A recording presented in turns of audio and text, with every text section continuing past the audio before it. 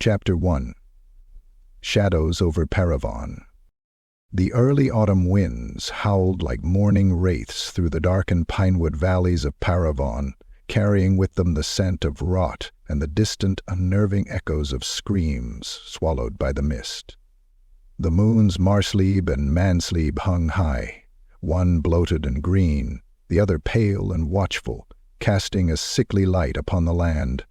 A cold fog slithered over the mountainsides like the breath of a sleeping god, cloaking the hamlets of the lower marches in a choking shroud of dread. It began, as such things often did, with whispers. In the border village of Valrin, a shepherd named Marius failed to return from the hills. His dogs came back alone, bloodied and whimpering, their eyes glazed with trauma. The villagers searched for 2 days, scouring the ridge trails with torches and pitchforks. They found nothing, no body, no blood, just his crook planted upright in the loamy earth, as if deliberately placed, almost ritualistically, beneath a twisted old tree known in local tales as the hangman's elm. A week later, the entire village of Dubois went silent. A courier sent to deliver a message found the place eerily still. Chickens wandered the muddy streets aimlessly. Horses lay dead in their stalls, their throats savaged and bellies torn open as if by claws. There was no sign of the villagers, no footprints, no struggle, just a lingering scent of iron in the air and crude scratch marks gouged into the wooden beams of every home. The walls bore streaks of blackish red, painted with frantic strokes that seemed more animal than man. And yet, Baron Guy de Lancelot dismissed it all as folly. A bad harvest, wolves perhaps, or banditry, he proclaimed from the marble steps of Chateau de Lancelot, perched like a vulture's nest atop a granite bluff. His steel-gray eyes showed no concern. The peasants invent demons every time their pigs die in winter. He was a man of stature and inflexible pride, with raven-black hair and a meticulously groomed beard that framed a face shaped by decades of war and court intrigue. His silver breastplate was etched with the sigil of a rampant hippogriff, his family's emblem since the age of unification. Around him bustled scribes and retainers, scrawling orders and distributing decrees to tighten patrols and enforce curfews. Token gestures meant more for display than effect. But rumors continued to slither through the streets like serpents in tall grass. A child in the village of Prévost claimed to have seen a man who walked like a beast, drinking from the river with hands that ended in claws. A traveling peddler spoke of a black shape with eyes like burning coals, watching him from the tree line. A washerwoman discovered a bundle of clothes by the riverside, blood-soaked, torn to ribbons, the bones inside snapped like kindling. Still, Baron Guy scoffed. It wasn't until his cousin, the gallant and ever-boisterous Lucien de Lancelot, vanished, that doubt first darkened his brow.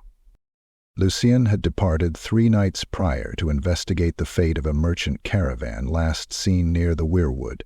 He rode out with 5 mounted men and a torchlit carriage, his laughter echoing through the gates. "Ghosts and ghouls, eh?" he had called, slapping the butt of his sword. "We'll give the mists something to fear." They never returned. On the 4th morning, a single riderless destrier limped back into the courtyard of the chateau. It was Lucien's horse, Veritas, its flank gashed open, its eyes wild with horror, white foam streaking its mouth. Blood caked its reins. Tied to the saddle was a sack. When Baron Guy unfastened it with trembling fingers, the contents spilled out in wet clumps. A cuirass split down the center, a gauntlet filled with pale, shriveled flesh, and a head. Lucien's face stared up at him, frozen in an expression of mute agony. His skin had been flayed in strips, his eyes plucked out. Something had gnawed at the base of his neck, exposing the bone beneath. There were bite marks, but not like a wolf or dog. No, these were human teeth, though jagged and misshapen, as if filed down to points. The Baron said nothing, His mouth was pressed into a pale, bloodless line. He simply dropped the sack and turned away. That night, the castle's great bell tolled for the first time in 2 decades. Militia were called up from every village. Old watchtowers, long forgotten and choked with moss, were rekindled with fire and oil. The Baron's knights, once content to feast and joust within the city walls, donned full plate and polished lances. But there was something worse than fear now spreading through Parravon, a realization. The disappearances were not coincidence, the mists were not natural, and whatever now prowled the forests and ruins of the eastern marches was not man nor beast, but something in between, something ancient, something hungry. The Beast of Paravon had awakened. Chapter 2. The Witch of the Wormwood. The Wormwood was no ordinary forest. Its trees grew in twisted formations, gnarled limbs knotted like grasping hands, their bark dark and rough like charred bone. The canopy above was so dense it strangled the daylight, casting a permanent dusk upon the forest floor. Sounds here were muted. Birds never sang, no deer dared tread. Only the wind spoke, whispering in sibilant tongues not heard in any chapel or keep. The villagers near its edges claimed it was cursed by Mor himself, a gateway between the land of the living and the dead. Even the bravest knights avoided its interior. But deep within the heart of the Wormwood, nestled between 2 petrified oaks older than any kingdom, there stood a crooked hovel of moss-covered stone and black timber. Smoke spiraled from its crooked chimney like a serpent unfurling in the sky. Outside hung charms and fetishes, bundles of crow feathers, bundles of hemlock, and dried flayed animal skins, all swaying in the unnatural breeze. Here dwelled Isilda. Once, she had studied within the library of Bordelot, trained in the lesser arts of alchemy and divination, but she had defied her masters. She had crossed the line, ventured into forbidden texts, inked in blood and bound in stitched flesh. When she dared summon a spirit of the Vale to ask the name of her unborn death, the librarians cast her out, shorn her of her title, and branded her hand with the mark of the unclean. She fled into the wild places, muttering to shadows and burning bones for secrets no man should know. That morning, Isilda awoke not to the sound of birds or knocking, but to blood seeping through the cracks in her ceiling, thick, syrupy blood, dripping steadily from the beams. It ran across her walls in slow rivulets, pooling around her cauldron. When she stepped outside, the sky had turned the color of bruised flesh. The earth screamed. It wasn't a sound, not exactly, not something her ears heard. It was a pressure in her skull, like fingers clawing at her mind. Something terrible had moved beneath the ground. Something vast and cold and ancient, stretching in its slumber. Necromantic energy pulsed through the soil like a heartbeat. Isilda fell to her knees, bile rising in her throat, as the wind moaned through the forest in 1,000 voices of the dead. By nightfall, the visitor came. Sir Dorian Maltaire, a lean man of noble blood, but with eyes too tired for someone of his age. He arrived alone, his armor dull and scratched, the white tabard of the Order of the Ashen Spur soaked in sweat and road grime.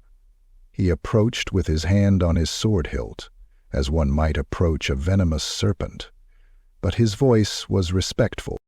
"Witch Isilda," he said, "Parravon seeks your counsel." She watched him from her doorway, her face half-shadowed beneath her hood. Her eyes were dark, violet-tinged, and old beyond her years. A long scar ran down her jaw, and her lips were ink-stained from spellwork. She did not speak, only turned and walked back inside. Dorian followed.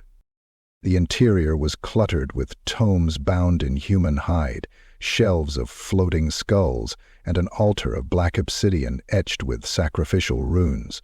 A cauldron boiled over a hearth, filled with a thick, rust-colored liquid that occasionally twitched and let out whispers. The air smelled of grave moss and incense. Isilda didn't offer a chair.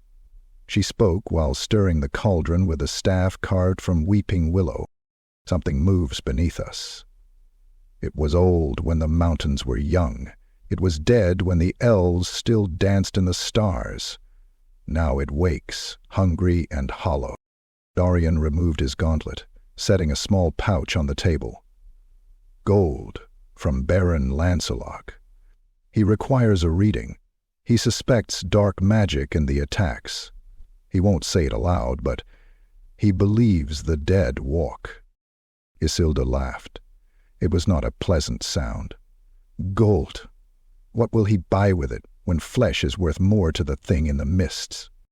She dipped her fingers into the cauldron, pulling out a steaming bone, small, human, from a child.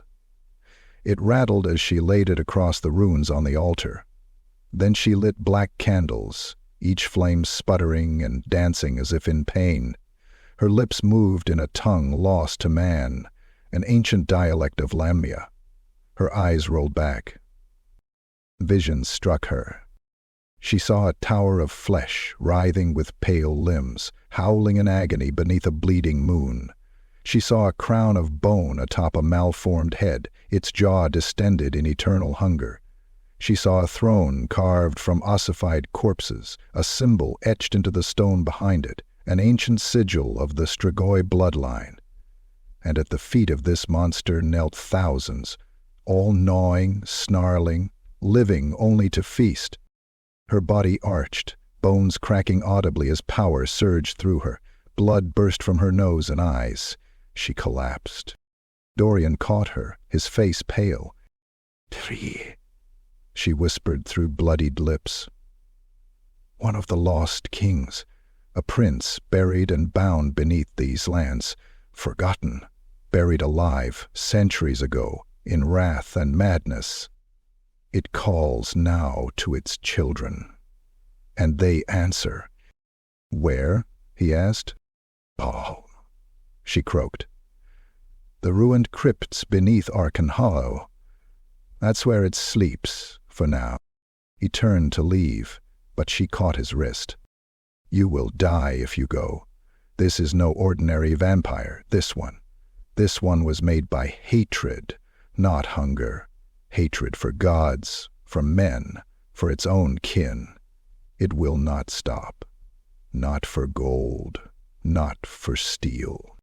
Sir Dorian looked at her, then toward the edge of the forest, where Parravon waited under moonlight and fog. "Then let it come," he said, his voice grim. "And may the lady protect us." Behind him the cauldron hissed again. Isilda turned back to it, her reflection warping in the bloodied surface. She knew the truth.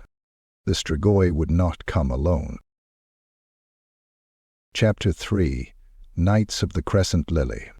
Sir Oliver de Montval rode beneath a stormless sky, yet the clouds over his heart were black and brooding. The road to Parravon twisted through the cragged gorges of the eastern Grey Mountains, flanked by ancient watchtowers that stood like broken teeth against the rising wind.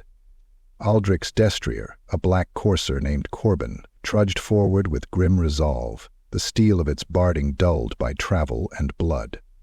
Behind him followed a ragged column, 30 men once proud and resplendent, now scarred and hollow-eyed, their once golden surcoats of the Crescent Lily faded to ash and rust. The errantry war had changed them. It had begun with dreams of glory. Aldrich, the youngest son of a lesser noble, had answered the lady's call with fire in his veins and stars in his eyes. He had ridden to Araby with a polished helm and banners blazing, eager to carve legend from heathen flesh. But the sands had offered no glory, only filth, plague, and endless blood. He had watched good men eaten alive by carrion insects in the siege of El Khalim. He'd beheaded a child once, mistaking the boy's ceremonial dagger for a blade. His mentor, Ser Thibault, had died coughing up his own lungs after a sorcerer's curse boiled the blood in his chest. Aldrich had returned not with trophies but nightmares. Now, at 23, his youthful beauty had hardened. His shoulder bore the jagged scar of a pike that had split his armor. His left hand trembled when he did not clutch the hilt of his sword, and though his face still held the fair symmetry of a noble knight, his eyes were old. Parravon appeared at dawn, rising from the mists like a vision of the lady herself. Its towers pierced the low fog like lances, the stained glass of its great cathedral catching the morning light in blood-colored shards. Yet it was not the homecoming he had imagined. Smoke curled lazily from too many chimneys, and the gates were closed, not in ceremony, but in fear. "State your name," barked the guard atop the southern gatehouse, his voice muffled beneath a kettle helm. "Aldrich de Montval," he replied, "Knight of the Crescent Lily, son of Sir Calvain." There was a pause. Then the great iron gates creaked open with ponderous reluctance, revealing streets empty of cheer. No trumpets, no cheering, just silence. The courtyard smelled of burning pitch. Crates of quarrels were stacked against the walls, and every window was shuttered tight. Aldrich dismounted slowly, his muscles aching with phantom wounds. The steward, a man named Poulain, whom Aldrich vaguely remembered from childhood, approached stiffly. "My lord," Poulain said with a deep bow, "you return in grim times." Aldrich looked around. "So I gather. The Baron mourns his cousin. The city has buried 60 in 3 weeks, many never found. They vanish at night, dragged from their homes, from their beds. Only blood is left. Blood, and sometimes pieces." Aldrich's jaw tightened. He removed his gauntlets, staring at his raw palms. "I came to rest," he said, "but it seems the lady has other plans." Poulain hesitated, then added, "There is someone who's been asking after you. Lives in the Wormwood now. Calls herself Isilda." The name struck Aldrich like a thrown stone. He hadn't heard that name in 10 years. Once she had been his closest friend, dark-eyed, sharp-tongued Isilda, the baker's orphan who danced barefoot in the gardens and claimed she could speak to insects. They had shared stories, stolen apples, secrets whispered by candlelight. But she'd always been strange. Too strange. One day she was caught speaking with the corpse of a drowned hound. The next she vanished from the city, exiled after a scandal that no one would speak of. "Where is she now?" he asked, his voice low. "South of the hollow, in the forest. I'll go to her." He found her standing amid a ring of standing stones, her fingers smeared with chalk and blood, etching symbols into the ground as the sun fell. She did not look up as he approached. Her hair was longer now, matted with streaks of silver and bone charms. She wore a robe of patchwork leathers, stitched with runes and fetishes. Her face was thinner, the cheekbones sharp like a hawk's. But he knew her, even after all this time. "Hello, Isilda," he said, voice quiet. She paused, then turned. Her eyes met his, and something ancient passed between them, memory, pain, something unfinished. "You returned," she said. "I saw it in my bones, but I didn't believe it, not really. I came back a different man. I know, I read the rot in your shadow." He stepped closer. "They told me what's happening. The attacks, the vanishings. Do you know what it is?" She looked up toward the woods. The trees moaned in the wind. "Strigoi," she said. "A prince of blood and madness. It sleeps beneath us, but it stirs now, and each murder is its breath. Each corpse is its whisper." He drew closer still. "Can it be killed?" "Everything can be killed," she replied, "even things that should not live." There was silence. Then Aldrich touched her arm. "You look, well." She smiled without warmth. "You look like you've died and clawed your way back." They stood in silence amid the stones as the wind carried the scent of something foul on its back, something far older than man, far crueler than war. That night, Aldrich stayed in the Wormwood, and dreams came to him. Dreams of claws and blood and a monstrous face with hollow eyes and teeth that never stopped gnashing. Chapter 4. Graves Beneath the Hills. The storm rolled in from the east, its thunderheads black as coal and bloated with ill omen. For 3 days the sky wept over the cliffs of Arkan Hollow, soaking the moss-covered hills until the earth could no longer hold. On the 4th morning, the hillside groaned and collapsed, a great chunk of stone and soil sloughing away in a roaring avalanche that revealed something long hidden beneath the surface. A doorway. It jutted from the earth like a rotted tooth, carved stone arches partially buried beneath tangled roots and loose debris. Though weathered by centuries, glyphs were still visible, etched into the arch in jagged, archaic symbols. No one recognized them, not even the old priest from Meyerwald. The local peasants would not go near it, whispering about the devil's mouth and calling it cursed. But the Baron's steward, desperate to understand the origins of the recent horrors, dispatched an excavation team to investigate. 10 men, lanterns, pickaxes, ropes. A grizzled foreman named Clairvaux. They went at dawn. By sunset they had not returned. The next morning, only 1 man came back. A scout named Renaud, once a hardened poacher, now reduced to a stammering wretch. He stumbled into Parravon's outer camp barefooted, eyes wide and twitching, his face streaked with filth and dried blood. His hands were raw, the fingers shredded as if from frantic digging. When they dragged him into the infirmary, he howled like a beast and tried to gouge out his eyes. It took 3 men to restrain him. Father Beltran blessed him, but Renaud only screamed louder when the holy water touched his brow. "Red eyes," he cried, spittle flying from his cracked lips. "In the dark, in the walls, they're watching. No mouths, no lips, just teeth. God's the teeth." Aldrich arrived minutes later, summoned by a rider. The moment he saw Reynolds, he felt the weight in his gut tighten. The man was no longer sane. Not truly. His body had returned, but his soul had been left behind, somewhere beneath those cursed hills. "What happened?" Aldrich asked softly, kneeling beside the cot. Reynolds flinched, then gripped his wrist with claw-like fingers. "It was a tomb," he whispered, breath foul with bile. "We broke the seal. We broke it, the door. It opened on its own. Stone slid like butter, no gears, no hinges, just opened. There was a smell, like meat left too long in the sun, and then we heard things." He swallowed hard, scraping. "From the walls, behind the stones. Claws, maybe. We found bones, so many, all packed in the walls. The walls were made of them. Skulls, rib cages, all melted together like wax.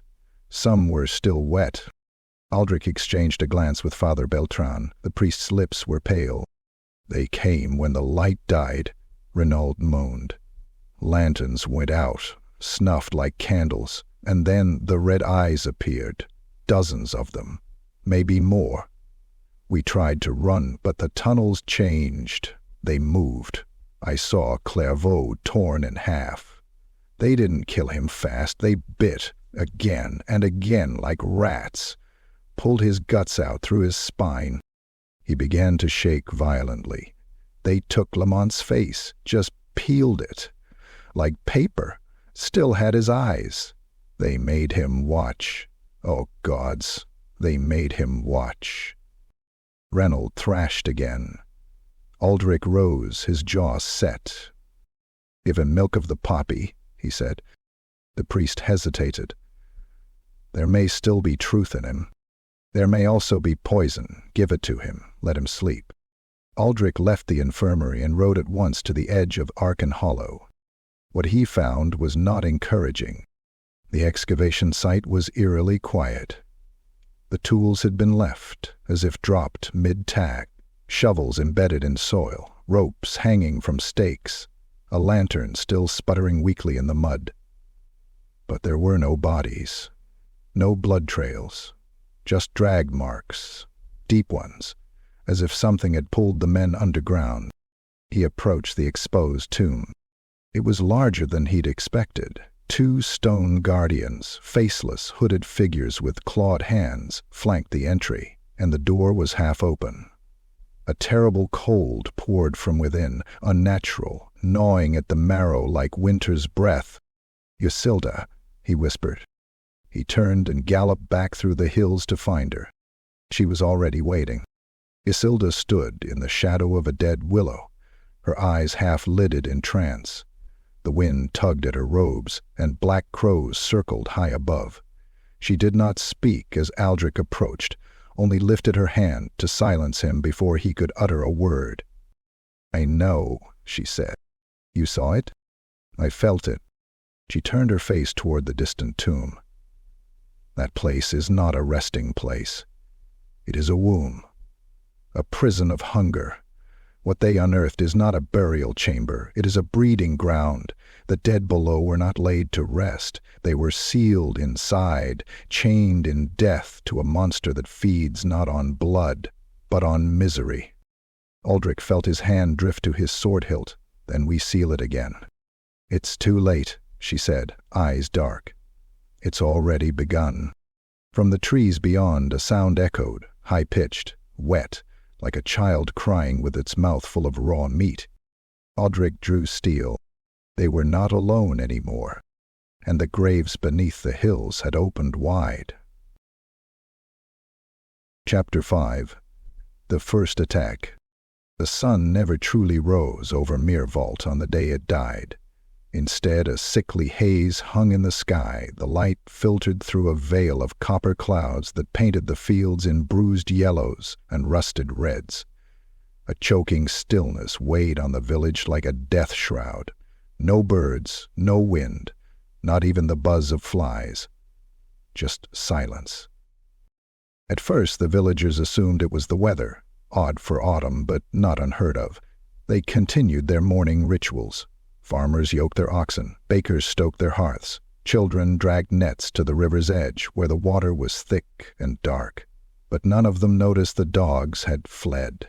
None of them questioned the pale mist creeping from the forest like a living thing. The attack began at midday. Old Tomomoto the miller was the first to scream.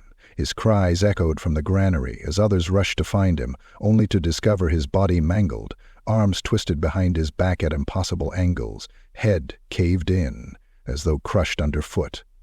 His ribcage had been opened like a chest, and his lungs were missing. Before the horror could register, they were upon the villagers. They came crawling from the tree line, ghouls. Not the sluggish, wandering carrion eaters of graveyards, but swift, savage things, twisted by centuries of hunger and bloodlust. Their bodies were gaunt, stretched thin by starvation, yet thick with knotted muscle. Skin like yellowed parchment stretched over sharp bones. Eyes glowing faintly red. And teeth. So many teeth, broken, jagged, some filed to points by hand. They didn't walk, they scrambled, moved on all fours, bounding like animals, shrieking in a pitch so high it pierced the eardrums. Dozens of them, maybe hundreds. They descended on Mirvault in a storm of blood. Saint-Gobain, the village reeve, tried to rally the guard, 6 men with rusted spears and chainmail worn thin by time. They held the main road for all of 2 minutes. The first ghoul leapt from a rooftop, slammed into Gobain's chest with enough force to drive him backward into the dirt. Before he could rise, it bit through his throat, shaking its head like a dog with a bone. Another guard was pulled off his feet, legs flailing, as 2 ghouls tore him open at the waist, each taking a leg. The others turned to flee, but the ghouls were faster. They burst through shutters and tore through walls. A woman hiding in her cellar found the hatch ripped off, her body dragged up the stairs and eviscerated against the cobblestones. A mother clutching her baby behind a wine barrel had her spine bitten through. The ghouls ignored the infant. They weren't here for survival. They were here to feed. And then came the beast. He rose from the well in the village square, hoisting himself out with claws like meat hooks, his body immense, a thing of nightmare. Nearly 8 feet tall, wrapped in matted hair and sinew, his skin was a corpse gray with veins black as ink pulsing beneath. His face was a twisted caricature of humanity, once noble perhaps in some ancient age, but now mutated by rage and rot. His mouth was wide and lipless, stretched open in a permanent rictus of hung. Twin rows of fangs glistened. A crown of bone jutted from his skull, grown, not crafted, bone, twisted and branching like antlers. He let out a roar that shook the air itself. Windows cracked. Blood turned to water. The Strigoi had come. He moved with unnatural grace for something so large, leaping from roof to roof, tearing beams from their moorings, lifting screaming villagers in each hand and ripping them in half. The ghouls shrieked in unison when he howled, as though responding to a command beyond language. By nightfall, Mirvot was a ruin. The streets were drenched in gore. The homes collapsed or aflame. Bodies lay in heaps, limbs torn, faces eaten, chests cored like fruit. Many were half buried in the mud, dragged to makeshift lairs in the woods. The smell was indescribable. An oily mix of feces, blood, rot, and smoke that clung to the air and seemed to crawl inside one's nose, staining memory. Only 3 survivors reached Parravon by the next dawn. A young girl with one eye and half her scalp missing, who could no longer speak. An old mason with both hands chewed off at the wrist, who bled out on the castle steps before uttering more than "it had a crown," and a hunter named Arlan, gaunt and shaking, who raved in the court chambers before vomiting blood and collapsing. "I saw it," he croaked, as physicians worked to slow his hemorrhaging. "A king, not a man, not a beast. It walked with death behind it. And when it looked at me, gods help me, I wanted to crawl to it, to offer my throat." Baron Guy de Lancelot stood above the man, face ashen. Around him, the court was silent. No one laughed now. No one mocked tales of monsters. The Beast of Paravon was real, and it had begun its war. Chapter 6. The Pale Host. The cold came first. It wasn't the ordinary chill of autumn that gripped the lands surrounding Parravon, but a deeper, fouler thing, unnatural, as if some great tomb had cracked open beneath the soil and was exhaling rot into the sky. It sank into bone, it soured the breath, and it turned the rivers sluggish and dark. Frost coated the fields before the first frost moon. Crows fled the skies, wolves vanished from the woods, even the wind began to whisper in hushed, frightened tones. Then came the drums. Low, muffled like a heartbeat under the earth, drums that never stopped. They rolled through the foothills at night, sending panic into the hearts of every sentry who stood upon the walls of Parravon. The guards began to speak of eyes in the trees, of shadows that moved without light, and of laughter that came from beneath their feet. And then came the screams. It started in the hamlets, isolated, forgotten little specks on the map. One by one they went silent. Smoke was seen rising on the horizon, but no messengers returned. One patrol found a village still burning, no sign of life, no corpses either, just blood, claw marks on the stone, bones scraped clean and stacked in macabre effigies. The scouts retreated, too shaken to even speak. One gouged out his own eyes that night and flung himself from the ramparts. And then finally they were seen. The pale host emerged in the dark just as the moon turned full and red.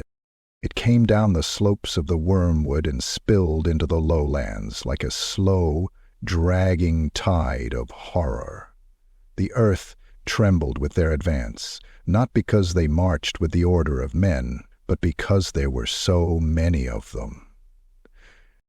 Ghouls led the way, filthy, twitching creatures with blood-slicked claws and blank, stupid eyes that gleamed red in the dark. They moved in packs, scuttling like crabs, sniffing the air, tasting it. They muttered to themselves, babbling in tongues that hadn't been spoken in centuries. Some wore the remains of clothes, fragments of identity long rotted away. Some dragged half-eaten carcasses, others gnawed at their own limbs out of nervous excitement. Behind them came the crypt horrors, towering abominations of sinew and grave flesh stitched together from dozens of corpses. Their eyes bulged from sockets too small, and their mouths were filled with too many teeth, each a different size. They stumbled forward like drunken giants, their every footstep shaking the ground, trailing ropes of intestine and clumps of bone. Where they passed, trees bent and blackened, as if recoiling from the corruption. And above them, circling, watching, laughing, were the feral vampires. Not all of the undead had lost their minds entirely. Some retained fragments of will, of pride, of hate. They soared on tattered wings, bare-chested and smeared with gore, eyes like glowing coals and faces frozen in masks of ecstatic hunger. They fed as they traveled, descending without warning to snatch up horses, dogs, and sometimes entire villagers from behind the walls. The people never even heard them coming, just a whoosh of air, a scream, and then silence. One of them, a shriveled thing with a skull-like face and rows of iron nails driven into its spine, hovered close enough to the walls of Parravon one night to hiss a single word, "Feast." Within the city, panic spread like wildfire. Parravon had long prided itself on its walls, its towers, its shining chapel of the Lady. But against this tide of gnashing hunger, they suddenly felt as strong as wet paper. Baron Delazar called every knight and man-at-arms to muster. Watchmen were pulled from retirement. Old siege weapons, relics of forgotten wars, were dragged from dust-choked vaults and hastily oiled. Fires were lit along the ramparts, and every gate was sealed with runes and iron. Blacksmiths worked through the night, hammering out stakes, bolts, and swords. Priests of the Lady walked the battlements, blessing the stones with holy oil, though their hands trembled and their chants faltered. Isilda arrived in the court that evening, her cloak soaked with mist and blood, her hands trembling from scrying rituals that had nearly burned her eyes blind. "The beast marches," she said before the court. "This is not a raid. This is not a battle. This is an unmaking, a war of hunger and hate. The Strigoi seeks not conquest but despair." "Then we give it steel," Sir Aldrich said, his voice low and grim. He stood in the war chamber, his armor still spattered with the blood of scouts lost in the last skirmish. His eyes were rimmed with red, not from tears, but from lack of sleep, from too many nights spent watching the mists. "There is no mercy for what comes," he continued, "no negotiation. We meet it with fire, with silver, with every blade we have, or we join the bones beneath its feet." The court fell silent. Then Baron Delazar spoke, his voice cold. "Sound the horns, light every beacon from here to the river Grisme. Call the bands. Let every noble son and wandering knight know Parravon does not fall in silence." That night, as the people of Parravon huddled in their homes, whispering prayers and clutching their children, the pale host gathered at the edge of the trees. Thousands of them. The ghouls scraped the earth with their claws, gibbering to each other in their corpse language. The crypt horrors pounded their fists on the ground, eager, and at the center of them all stood the beast. The Strigoi. Its crown of bone caught the moonlight like polished ivory, and its hollow eyes glowed with ancient malice. In one hand it held a severed head, still dripping. In the other, a rusted, blood-stained sword that had once belonged to a king. It raced both to the sky and let out a roar that curdled blood and cracked the heavens. The siege had begun. Chapter 7. The Curse of House Delzarre. Beneath the crumbling sanctuary of St. Coel's, where shattered stained glass lay buried in ash and the altar had been split clean through by time and neglect, Isilda knelt in silence. Her fingers were stained with ink and soot, her eyes ringed with fatigue. Candlelight flickered around her like the last breaths of dying souls. The library vaults beneath the chapel had not been touched in over a century. It took 3 days to open the final iron door, sealed with ancient ecclesiastical wards that recoiled at her touch. The priests had buried knowledge here long ago, books deemed too cursed to burn, but too dangerous to leave unguarded.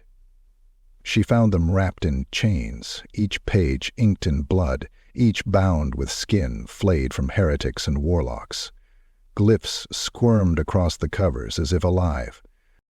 It was here she uncovered the truth. Not in prophecy or vision, but in fact. A crumbling ledger, its leather cover brittle and dry as parchment, bore the crest of a forgotten lineage, a crimson bat upon a broken crown. The name emblazoned across the first page was written with a shaky, noble hand. Thalric Delzarre.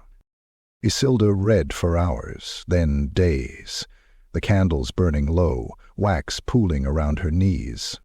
Prince Thalric Delzarre, scion of House Delzarre, once ruled a minor vassal duchy east of Parravon, nestled deep in the hills where mist clung eternally and the air always stank faintly of iron.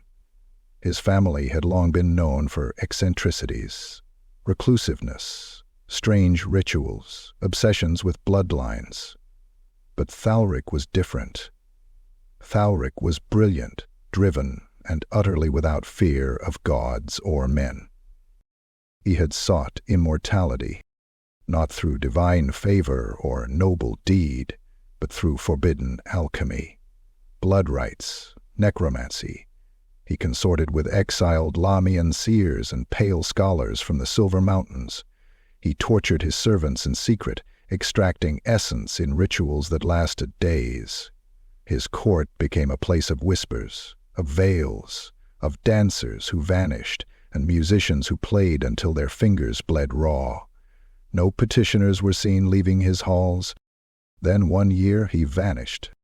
The people of the region rejoiced, believing the mad prince dead or fled. The castle of Delzarre fell into ruin, its great halls scorched, its dungeons collapsed.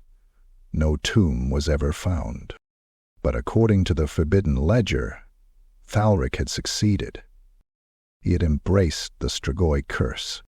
The final entries were no longer in his hand, but written in jagged, trembling scrawl by terrified scribes who documented what he had become, a creature no longer bound by time or mortality. The ritual had transformed him into something monstrous.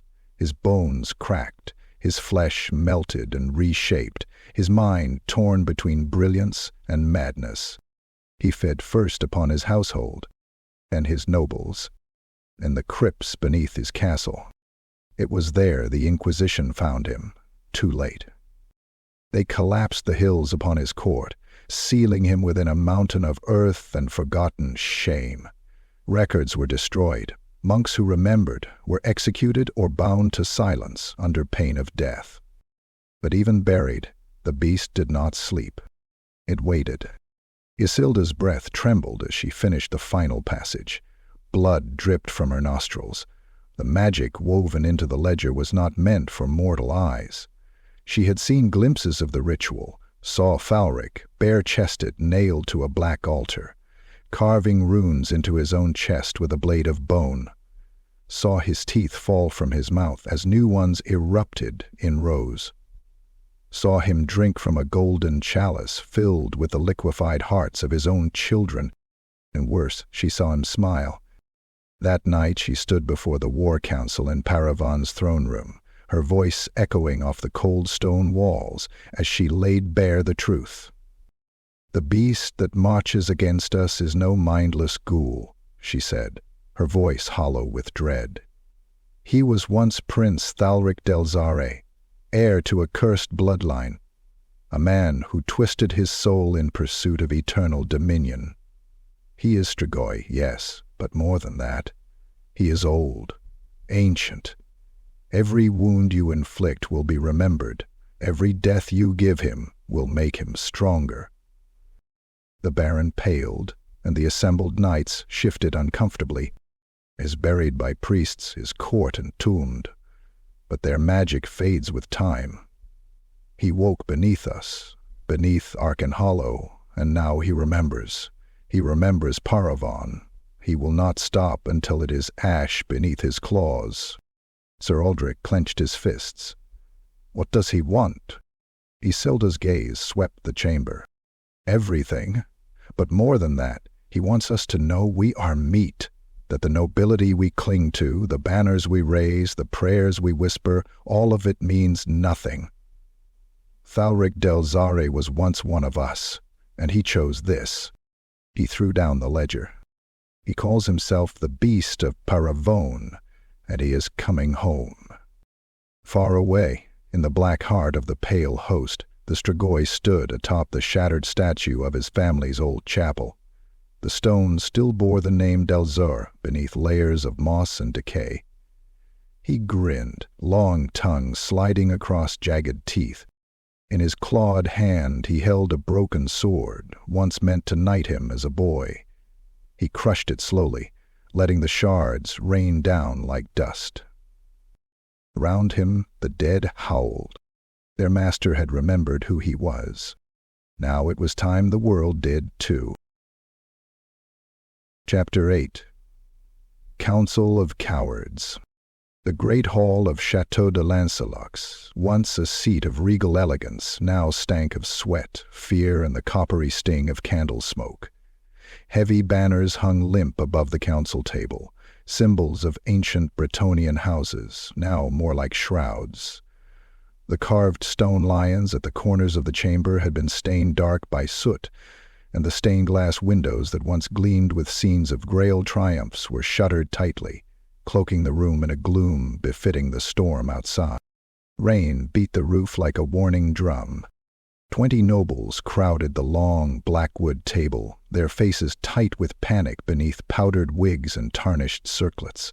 Some still wore the trappings of war, mail hauberks beneath embroidered doublets, but most had abandoned even the pretense of readiness. They argued over each other in frantic bursts, voices sharp as razors and just as cutting. Madness to abandon the city. Madness. Better to negotiate. Offer tribute. Even the beast must have demands. But what if we retreat to Baston, reinforce there, and send messengers to Couronne? We need the king's host. Baron Guy de Lancelot, seated at the head of the table in his high-backed ironwood chair, slammed his gauntlet into the table. The sound cracked like thunder, silencing the chorus of cowards. "We'll do not run," he growled. His silver breastplate gleamed dully in the firelight, and his hair, once carefully styled, now hung loose and damp over his brow. Dark circles marred his eyes. Yet his voice carried the same iron it always had. Gritted teeth, barely restrained contempt. This is Parravon, not some crumbling peasant outpost. We hold the walls, we bar the gates, we outlast the dead, as we always have. Let them break against our stone. A few lords nodded half-heartedly. One, Lord Renaud of Drevel, adjusted his collar nervously. "But the reports, my lord, they speak of giants, of horrors that tear stone like bread. We cannot simply wait."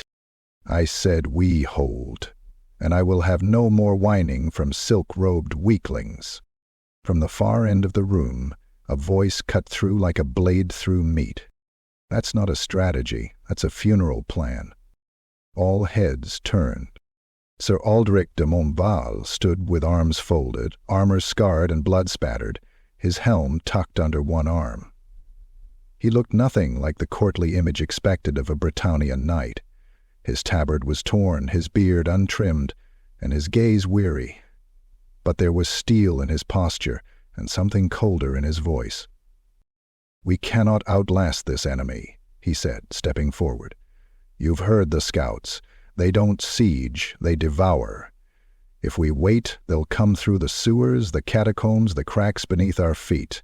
They'll pour into this city like blood through a slit throat." Baron Guy narrowed his eyes. "And what do you suggest, boy? Ride out and duel the beast in the woods like some troubadour's fantasy?" "No, we strike where it hurts," Aldrich replied. "We have Isildur's visions. We know where the tombs are, the crypt nests. The ghouls sleep in the day. We ride now, in force, with fire and blessed steel. We burn their nests. We bleed them before they can gather strength." A murmur rippled through the council. Several lords exchanged uncertain glances. Sir Emery leaned in toward Baron Guy and whispered something that made the older man sneer. "You think I'll gamble the last of my knights on a witch's hallucinations?" the Baron spat. "We hold, we conserve. The king's riders will reach us. Coron will respond." "They won't come," Aldrich said. "No one is coming. This isn't a border skirmish or a peasant revolt. This is extinction." Another lord spoke up, Lord Armand de Pelou, his hands trembling around a goblet. "And if we send a strike force and they're ambushed, then we lose everything. No, I won't stake my men on your ghost stories and fever dreams." Aldrich's face darkened. "Then stake them on screams, because that's what you'll be left with, screams and bones." Baron Guy stood abruptly, his chair scraping against the stone. "You forget yourself, Aldrich." "No, you forget," Aldrich snapped, voice rising. "You forget what it means to lead, to bleed for something greater. You sit here, safe behind stone and steel, while men die by the dozens outside these walls." "You will hold your tongue," the Baron roared. But Aldrich was already turning. He threw his helm down on the table, dented and cracked from battle. "That's what your walls are worth? Nothing!" He strode toward the door. Silence followed him like a cloak. Only Isilda spoke as he reached the threshold, stepping into his path with bloodied hands and a raw look in her eyes. "They fear you because you see clearly," she whispered. "And what good is clarity?" he replied bitterly, "if no one will listen." She pressed something into his hand, a charm carved from ashwood, etched with a warding rune. "Then make them listen." He looked down at it, then at her. "Come with me." Her expression darkened. "Not yet. There's something else beneath the chapel, something old.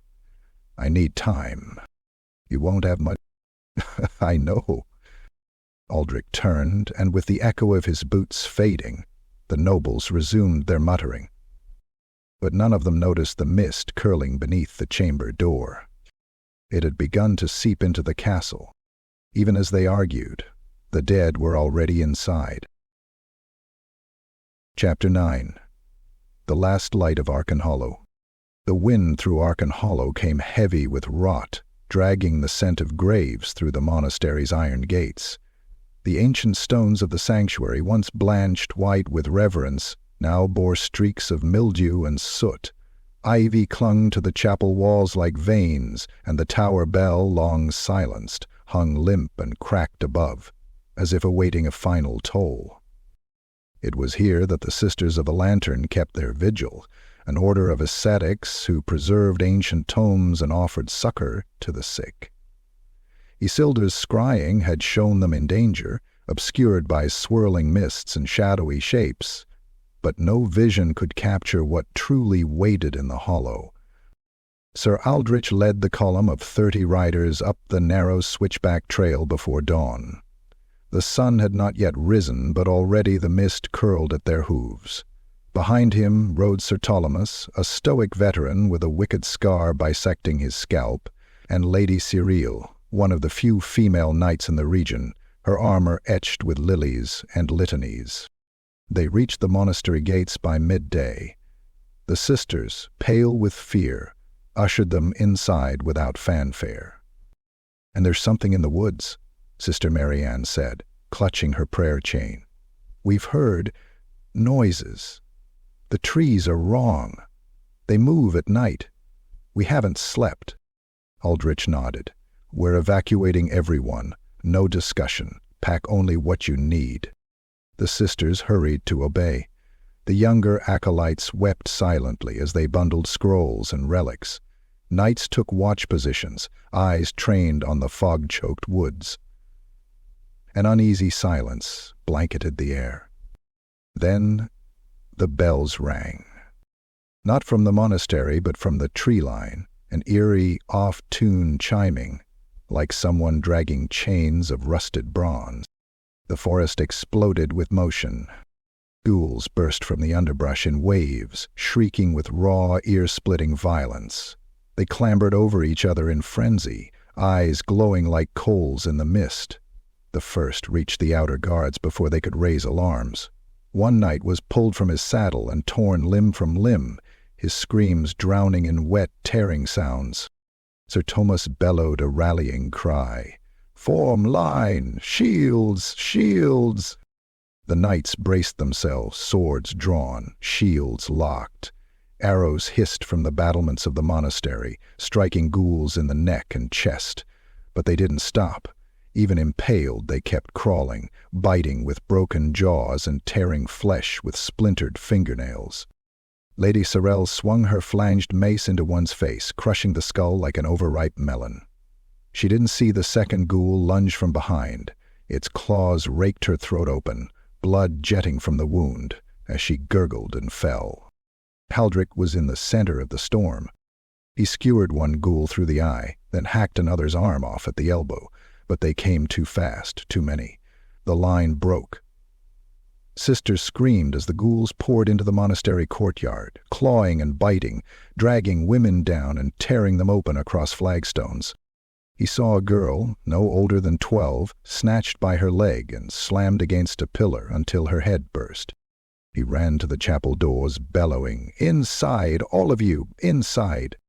Half a dozen sisters scrambled through. He pulled one from the jaws of a ghoul just in time, kicking the creature into the stone stairs. Sir Ptolemus limped toward him, blood gushing from a bite wound in his calf.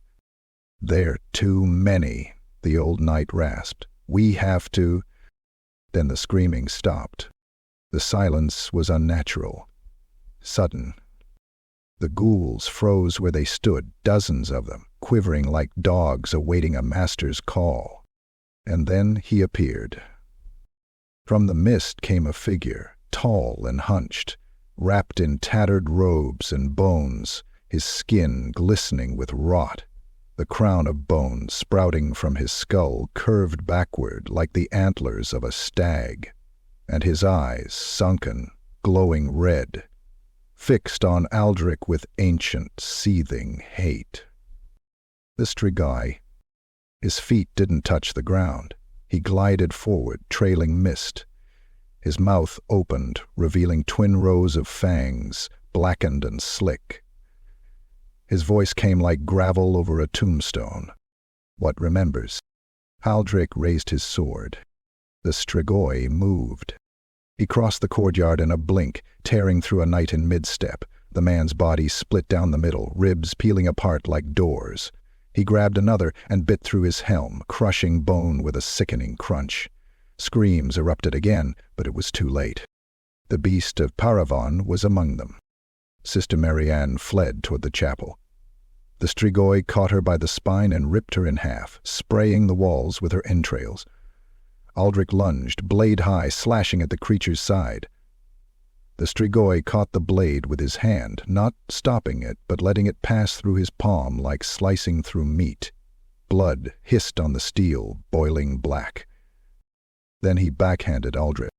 The knight flew across the yard, crashed through the chapel doors, and rolled down the nave, smashing into a pew. Blood filled his mouth, his ribs cracked.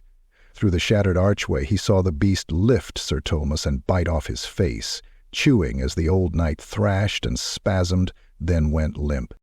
Thalric crawled. Her sister pulled him up, dragging him toward the catacombs. "This way," she tried to say. The strigoi landed in the doorway. Thalric hurled a silver dagger with the last of his strength. It hit the beast in the throat. The strigoi roared, not in pain but in rage, and flung himself at Thalric, but the knight rolled down the stairs, dragging the screaming sister behind him. The door to the catacombs slammed shut as the ceiling above them caved in. Darkness. Sobs. They stayed there, silent, until the sounds above faded. Thalric emerged hours later. The monastery was gone. Not burned, emptied, like meat stripped from a bone. Blood ran down the steps. Limbs hung from trees like decorations. The ghouls were gone. The beast was gone.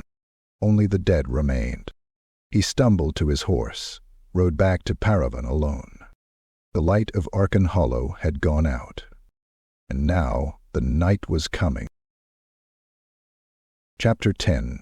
Sigils and Salt. The catacombs beneath Parravon were never meant for the living. They coiled beneath the city like the intestines of a giant, dug and expanded over centuries, layer upon layer of crypts, ossuaries, shrines, and forgotten tombs. The oldest parts predated Bretonnia itself, pre-empire, pre-unification, carved by unknown hands into the limestone bedrock, their carvings worn smooth by time and soot. The air was thick and unmoving, reeking of stale incense and ancient rot. Bones lay in tangled heaps, skulls grinning eternally beside shattered urns and empty sarcophagi.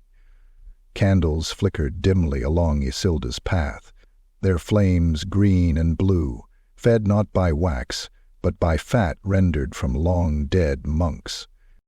She moved like a shadow. Her cloak was soaked in rain, blood, and chalk dust. Her fingers trembled from fatigue, ink-stained and calloused from scrawling glyphs for days without sleep. The visions had not stopped, worse now, more vivid. They clawed at her mind as she walked. Faces in the walls, hands reaching from cracks, screams echoing through the bone-lined tunnels. And always beneath it all, the heartbeat, the pulsing, necromantic energy that throbbed like war drums beneath the city. It was rising. The wards that protected Parravon's foundations had weakened over the centuries. The seals once placed by the Grail priests were now cracked or faded. The holy oils had dried. Most of the city's nobility didn't even know they existed. But Isilda knew.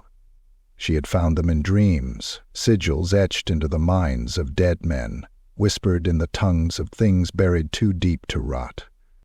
She came now to the oldest chamber, a great crypt built into the rock itself, sealed by a circular door carved with overlapping spirals and the faces of angels whose eyes had been gouged out. She laid her palm against the stone and whispered the opening rite, not a spell but a plea. The door shuddered, then ground open with a sound like splitting bone. Inside the chamber breathed. Candles flared on their own. The air tasted of salt and copper. In the center stood the altar, a black obelisk veined with gold, cracked through the middle by some great violence. Around it, the floor was covered in spiraling glyphs, wards against undeath, written in a dialect so old it had no spoken form. Isilda knelt. She drew out her satchel. Salt, bone ash, blood, and ink made from crushed bat wings and midnight water. Around the altar she began the work. First came the circles of banishment. These were drawn in human ash and edged with finely ground silver, each loop inscribed with the names of the 10 martyrs who had bled their souls to bind the beast centuries ago. Then the sigils of denial, symbols of broken time, meant to ward against entities that moved outside the laws of life and death. She painted these in blood on her own skin, humming an ancient lullaby as her hand trembled with every stroke. Next, the salt line. Isilda poured it from a wide leather pouch, circling the obelisk 3 times, muttering under her breath. The salt burned her skin where it touched, a small price for safety. As the last grain scattered across the floor, the air snapped like a broken bowstring. The temperature dropped. The chamber listened. And finally, the most dangerous part. She removed the relic, a crystalline shard shaped like a tear, pulsing faintly with inner light. The shard of Morn Vale, stolen from a crypt that no longer existed on any map. It held a soul, a piece of something ancient, something angry. With trembling fingers, she lowered it into the altar's central socket. The response was immediate. The catacombs howled, not with wind, but with voices. Hundreds, perhaps thousands, rising in a crescendo of agony and wrath. The walls bled mist. Bones rattled.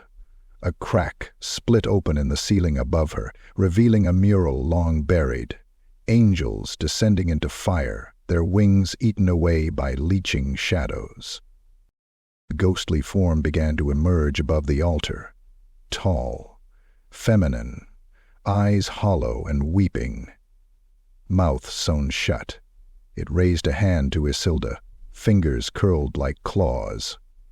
The room pulsed with the threat of madness. Isilda didn't flinch. She bit the tip of her thumb, smeared her blood across the spectral hand, and whispered a name. Thalric Delzarre. The ghost reeled as if struck, shrieking in silence. I call thee by name, she intoned, voice rising with power. I bind thee by the bones of the dead, by the salt of the pure, by the name you cast aside. You will not pass, you will not rise, you will break upon this threshold. The ghost hissed and vanished in a burst of freezing air. The obelisk flared with blinding white light, the salt line ignited. The first ward was in place, but it would not be enough. Isilda collapsed to her knees, sweat and blood streaming down her face. Her skin steamed where the magic had touched it, her heartbeat thundered in her ears. She still had 6 more chambers to seal, 6 more altars, each one older, darker, more volatile than the last. Above her, the walls of Parravon groaned under the weight of the coming siege. Below, in the tunnels, she worked alone, and the salt burned on. Chapter 11. The First Night. The moon rose blood-red above Parravon. Not the soft hue of dusk, but a deep, malignant crimson, as if Morsley had torn a hole in the sky and allowed something older, crueler to peer through. The light bathed the stone walls in scarlet, painting every crenellation and tower top in the colors of murder. The river outside the southern gate churned thick and sluggish, as if reluctant to reflect the night sky's omen. And then came the howling. It began low, almost mournful, a keening wail carried on the wind, rising from the forest's edge like a dirge. It was not one voice, but many, overlapping, out of sync. The voices of the damned. Every dog in the city began to bark and whimper. Horses reared, children clutched at their mothers and trembled. The air turned bitter cold. Sir Aldrich stood atop the southern wall, sword drawn, armor dulled by dried blood and ash. His breath came in sharp clouds. All around him knights and men-at-arms stood tense, their crossbows and spears trained on the darkness below. Even the most seasoned among them had gone quiet. No boasts, no battle songs, only prayers muttered between clenched teeth. The mist rolled in like a living thing. At first it was thin, curling around the stones like a veil. Then it thickened, swallowing the killing fields, the moats, the dead stakes lining the southern slope. Within minutes, the world beyond the walls was gone, replaced by a swirling sea of gray and crimson, laced with the stench of rot and damp soil. A horn blew once, then again. Then it was silenced with a sickening gurgle. A scream echoed across the mist, followed by another. Then they came. The first wave struck like a thrown net. Ghouls sprinting from the fog with impossible speed, their limbs long and wrong, their movements twitching and bestial. They hit the walls like a swarm of insects, claws scraping, teeth gnashing. Some leapt straight into the air, clawing at the battlements, while others scaled the outer walls using stakes and corpses as handholds. "Leus," bellowed Aldrich. Crossbow bolts rained down, punching through skulls, arms, ribs. Dozens of ghouls fell, screaming, but dozens more climbed over them. The wall top turned into chaos, swords clashed against bone, flesh was ripped open, blood sprayed like mist. Aldrich cleaved a ghoul from collarbone to hip, the stench of its innards nearly overwhelming. Another leapt at him, claws stretched wide. He ducked, drove his sword up into its rib cage, then twisted. The thing screamed as its spine cracked. He booted it over the edge. To his left, a knight screamed as 3 ghouls pulled him down. They bit through his throat and tore the flesh free. One drove its hand into his stomach and began pulling out loops of intestine, stuffing them into its mouth. The city bell rang, once, twice, each chime drowned by the roar of the pale host. The second wave came minutes later, crypt horrors. They crashed against the main gate with fists like battering rams. Wood splintered, chains groaned. One horror caught a fleeing soldier, bit down on his head and crushed it like fruit. Another grabbed a defender from the wall and ripped him in two, tossing the legs aside and licking the entrails from the torso before throwing it into the flames below. Behind them, figures glided through the mist. Feral vampires, pale as marble, their eyes burning with madness. They leapt across rooftops, landing silently among civilians. One woman didn't even scream as she was lifted into the air and drained dry. Another vampire dove into a tavern window. Seconds later, the screams within were cut short by the sound of snapping bones. In the northern quarter, the defenders broke. Ghouls poured through the collapsed watchtower like floodwater. They dragged men and women from their homes, tore open doors, and defiled the altars of the Lady. Blood pooled in the gutters. The wailing never stopped. Aldrich rallied his men at the cathedral steps. They formed a line, thin, exhausted, blood-soaked, and met the charge head-on. For every ghoul they cut down, 2 more took its place. One lunged for Isilda, who had joined them, her eyes ringed in soot and her arms covered in glowing runes. She raised her hand and whispered a single word. The ghoul froze mid-leap, then imploded, its bones snapping inward, its flesh curling in on itself like parchment in fire. She collapsed to one knee, bleeding from the nose. "I can't hold them forever," she cried.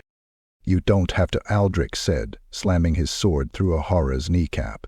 "Just hold them long enough." A roar shattered the night. The Strigoi had arrived.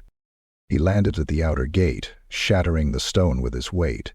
His crown of bone glistened red, and his claws were wet with blood. The undead parted for him like worshippers. He lifted one of his own ghouls, wounded, whimpering, and bit its head off. The message was clear. There would be no mercy tonight. And as the crimson moon hung above Parravon, watching in silence, the city screamed. The first night had begun, and the beast was inside the walls. Chapter 12. The Black Garden. In the gray hour before dawn, when the sky was neither dark nor light, something bloomed in the depths of the Wormwood. It was not a flower in any human sense, though it stood in a clearing where wildflowers once grew. This bloom was a mass of bone and sinew, twisted roots laced with rotted flesh and pulsing veins. It rose from the blood-soaked earth like a fungal crown, its petals wide, weeping black ichor that hissed when it touched the ground. Tendrils snaked outward, burrowing into corpses scattered across the battlefield, into the soil, into the tree. The trees bent toward it unnaturally, as if in worship. The black garden had awoken. At its center stood the Strigoi. Prince Thalric Delzarre, the Beast of Paravon, watched with feral satisfaction as the bloom pulsed in time with his heartbeat. Around him the dead twitched. Not ghouls, not crypt horrors, these were fresher. Soldiers who had died just hours ago on the ramparts. Priests with shattered skulls, squires whose lungs had been torn out, scouts with crossbow bolts still lodged in their chests. They began to rise. Their bodies crackled and twisted as the roots of the garden penetrated them. Bones realigned, eyes flickered open, milky and lidless. Flesh tore and reknitted itself in unnatural ways. Some groaned as their jaws fused with twisted vines. Others howled as their organs were replaced with black tendrils and fungal sacs. They did not speak. They did not think. They were not reanimated through necromancy in the traditional sense. They had been grown, and the land itself responded. The trees turned black from root to crown. Leaves withered and fell in clumps, each one dissolving mid-air. The grass beneath the garden decayed, then reversed, growing back as writhing black coils that twisted around fallen blades and shattered shields. The very soil moaned, saturated not with water, but with the blood of the countless slain. TheStrigoi's clawed fingers dug into the chest of a fallen knight, tearing out a heart that no longer beat. He held it above the garden, and the bloom opened wider, releasing a thick, choking fog that rolled downhill like a curse. The air grew colder. Birds fell from the sky mid-flight. Insects writhed and died on the spot. Crops within a mile of the forest edge turned to mush. This was no longer merely a siege. It was blight. Aldrich stood atop the chapel's eastern tower, watching the mist approach with a haunted expression. It rolled over the fields like a black tide, consuming everything in its path. Dead soldiers rose where it passed, some still in pieces, dragging themselves forward by single arms or torsos. Even animals were not spared. War dogs, once noble and proud, now snarled with ruptured faces and bloodless eyes, charging toward the walls with strings of flesh trailing behind. "They're using the dead against us," he said. Isilda stood beside him, her hands clutching the iron railing. Her eyes were wide with dread. "No," she whispered. "They're using the land." He turned sharply. "What does that mean?" She closed her eyes, trying to control her breathing. "The Strigoi has planted something. A ritual, older than necromancy. It's a convergence of death, decay, and hunger. A garden that feeds on pain. Every death strengthens it. Every wound sows new roots. If it isn't stopped, the whole valley will become a grave that feeds itself." Aldrich stared at the horizon. "Then we burn it." "You can't," she said. "Not with fire. The garden absorbs flame. The moment it detects threat, it retracts into the soil, spreads faster. You'll set it loose across Bretonnia." His jaw tightened. "Then we need another way." Before she could respond, a scream tore through the air. They turned to see a soldier on the outer wall clutching his head. Blood streamed from his eyes and ears. He fell writhing, and from his mouth roots burst, black, thorny tendrils that strangled his throat from the inside out. His comrades tried to pull him free, only for the roots to lash out, tearing open a man's face like parchment. Below the wall, the reanimated host struck again. These were not shambling undead. They charged, fast and coordinated. Their movements were jerky but violent. One climbed the outer gate like a spider, vomiting bile onto a defender's face. The man screamed as his skin melted, bones showing through. Another undead priest hurled a censer that exploded in black mist, choking 3 guards to death. Thalric ran down the stairs, sword drawn. He met the first of the risen knights at the courtyard. They fought like they remembered pain. The creature's sword clashed against his with uncanny speed. Thalric parried, then slashed across its chest, only to see the wound close around the blade. The thing hissed and drove its fist into his gut, knocking him back. He rolled and came up, slicing its leg out from under it. As it fell, he drove his sword through its skull and held it down until the body convulsed and went still. All around him, the courtyard burned, not with fire, but with unnatural decay. Walls cracked as vines pushed through them. Statues wept blood. Livestock exploded into rot. The air smelled of vomit, sulfur, and iron. Isilda arrived seconds later, carrying a bundle of scrolls bound in bone. "There may be a way," she said, panting, "a spell of unmaking. It was never meant to be cast by mortals." "How long?" Thalric asked, batting away another risen ghoul. "I need a day." "You have hours." They locked eyes. Then the bell tower rang, a broken, shuddering toll. The garden had moved, and the city was now part of its root system. Chapter 13. The Fall of the East Gate. It happened during the darkest hour, just before dawn, when the stars had dimmed and the crimson moon hovered low, bloated and leering. The city of Parravon held its breath, straining against the rot and ruin curling around its walls like a vice. The western gate was ablaze. The southern ramparts were slick with blood.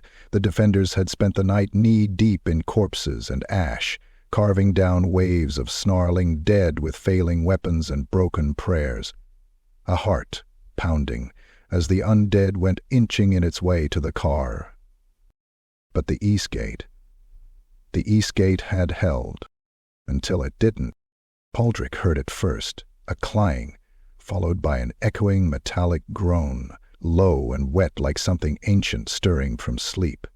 He was crossing the inner courtyard, dragging a wounded soldier by the collar, when the alarm bell atop the East Gate tower let out a single broken toll. Then silence. He dropped the soldier and ran. By the time he reached the gatehouse, the stench hit him like a brick wall. Mold, blood, the wet stench of open bellies and sulfur. The portcullis stood half-raised, chains dangled slack. The doors, once fortified with 3 layers of blessed steel, hung open, their hinges blackened and corroded. And through that gaping wound in the city's belly, the pale host poured in. Ghouls sprinted first, hundreds of them, smeared with filth and shrieking with manic joy. They leapt onto parapets, tore through barricades, slammed into watchmen with such force that bones shattered on impact. One latched onto a knight's back and sank its teeth into the base of his skull, chewing through the vertebrae until the man twitched like a puppet and went limp. Others tore through the gatehouse staff, ripping arms from sockets, smashing heads against stone until they burst like overripe fruit. Then came the risen. Knights of Parravon now turned, still wearing tattered tabards and rusted heraldry. Their armor bulged with fungal growths, their flesh pocked with pulsating boils. They moved in near-perfect coordination, stepping in time, blades sweeping in disciplined arcs, mockery of their former honor. And behind them, laughter. The Strigoi emerged from the fog, stepping over corpses with disdain. His crown of bone glowed faintly. In his left hand he held the severed head of the gate captain, eyes still blinking, mouth moving in silent prayer. In his right, he carried a scepter made from fused spines, which he used to point toward the inner city. "Beast," he growled, voice scraping like a rusted blade. The tide surged inward. It was Captain Thalric who betrayed them. Isilda discovered it only later, from a dying acolyte who had seen him slip into the wardroom that night, whispering to a severed tongue in a jar, part of the beast's blood rite, an offering for favor. Thalric had opened the gate in exchange for promised power, for a place of favor in the Stragoi's reborn court. The beast had promised him immortality. He was the first to die. As the pale host flooded the entry hall, Thalric stepped into their path with arms raised, chanting his vow. The Strigoi stared at him for a moment, then drove a clawed hand through his mouth, up into his skull, and yanked. The top of Thalric's head peeled back like a lid. His legs kept twitching long after his body was cast aside. Aldrich rallied what remained of the Silver Flame paladins on the cathedral steps. He stood, bloodied and armor-dented, sword gripped in a trembling hand. Around him gathered barely 36 men and women, squires, aging knights, peasants armed with pitchforks and meat cleavers. One boy held a broken spear, duct-taped to a broom handle. Another woman gripped a lantern filled with blessed oil. "The gate is lost," Aldrich shouted. "The walls have failed, but we do not. We hold here, at this square, for every family that still draws breath, for every soul hiding in a cellar, for Parravon." They cheered, a desperate, ragged sound. The undead rounded the corner moments later. A tide of rot and claws. Aldrich charged first. He met a feral vampire mid-stride, their blades clashing with such force the impact sent cracks through the stone. He ducked under a wild slash and drove his sword up through its chin, the steel exploding through the top of its skull. It shrieked, limbs spasming, then burst into black mist. The paladins followed. Lady Moriel impaled a ghoul against a statue of the lady, then smashed another with a morning star as it leapt. Sir Brannick, wounded and hobbling, threw himself on a crypt horror and stabbed up into its throat, again and again, screaming as it finally collapsed atop him, crushing him flat. Civilians joined the fight. A baker brained a ghoul with a rolling pin. A butcher severed a clawed hand with a meat cleaver and tackled the monster that owned it. A priest of Shalea held up his holy symbol and was torn apart, but gave his congregation enough time to run. Blood soaked the streets. Bones cracked. Screams filled the air. But for a time they held, until the Strigoi joined the battle. He landed in the center of the square like a meteor, crushing a paladin beneath his feet. His roar shattered nearby windows. The very shadows twisted toward him. He grabbed 2 defenders, one in each hand, and slammed them together so hard their skulls exploded in a spray of pulp. Then he threw them through the cathedral doors, which cracked and buckled from the impact. He turned toward Aldrich and smiled. Aldrich rushed him, but was intercepted by a swarm of ghouls. They overwhelmed him, dragged him to the ground. Teeth found his thigh, claws ripped through his pauldron. He screamed, twisted, drove a dagger into one's eye, punched another in the throat, and fought like a rabid animal to break free. He was bleeding, slashed, broken, but alive. Isildur appeared above them, on the cathedral roof. She screamed an incantation and hurled a vial into the fray. It exploded in a dome of searing light, vaporizing a dozen undead and throwing the Strigoi back a full yard. He hissed, smoke rising from his shoulders. Aldrich stood. The paladins gathered around him, and once more they fought. The east gate was gone, but the city still breathed, and as long as it did, Aldrich would not let the beast feast in peace. Chapter 14. Blood Beneath the Cathedral. The great cathedral of the Lady was no longer a place of sanctity. Once, its alabaster columns had stretched skyward like spears of devotion, bathed in radiant hues from its stained-glass windows, each pane a tribute to the Holy Grail, the saints, and Bretonnia's eternal chivalry. Pilgrims once filled its halls, their voices lifted in chorus to the heavens. Now, silence reigned. The nave was a tomb. The once brilliant windows lay shattered across blood-slick marble. Pews were overturned and broken. Candles had melted into grotesque lumps. The altar was cracked down the middle. the relic stolen, defiled, or buried beneath rubble. The smell of incense had long been drowned beneath the iron stink of spilled blood. Isilda stepped into the ruined chapel alone, her boots echoing in the hollow dark. Her breath formed small, frantic clouds in the cold, and she clutched her staff close, its runes flickering faintly, as if afraid. She had come seeking power, forbidden power, protection. She knew what lay buried beneath the altar, knew not from text or vision, but from the dreams that clawed through her mind every night since the siege began. Beneath the chapel's stones, in a sealed sanctum lost to history, slumbered one of Bretonnia's darkest mistakes, a relic older than the Grail, forged not in piety but in desperation. A weapon against the undead, cursed by those who had created it. The censer of binding. It had been hidden for good reason. She reached the shattered altar and whispered the opening words. The stones beneath her shifted with a deafening grind, revealing a spiral stair chiseled into black rock, slick with moisture and soot. A scent rose from below. Not just death, but old death. Death that had been sealed, stewed. She descended, the darkness closing in. At the bottom, torch sconces flared to life on their own, casting flickering shadows across walls etched with prayers defaced by deep claw marks. Chains hung from the ceiling, some still with shackles, bones still in them. Rusted holy symbols lay scattered on the floor, a sanctum turned slaughterhouse. In the center of the chamber, atop a sacrificial dais, sat a wide brass censer carved with screaming faces and bound in barbed iron rings. It was the size of a helm, suspended by 3 blackened chains that ran up to the ceiling like ropes pulled taut. A thick, coiling mist rose from its core, blood-red and whispering.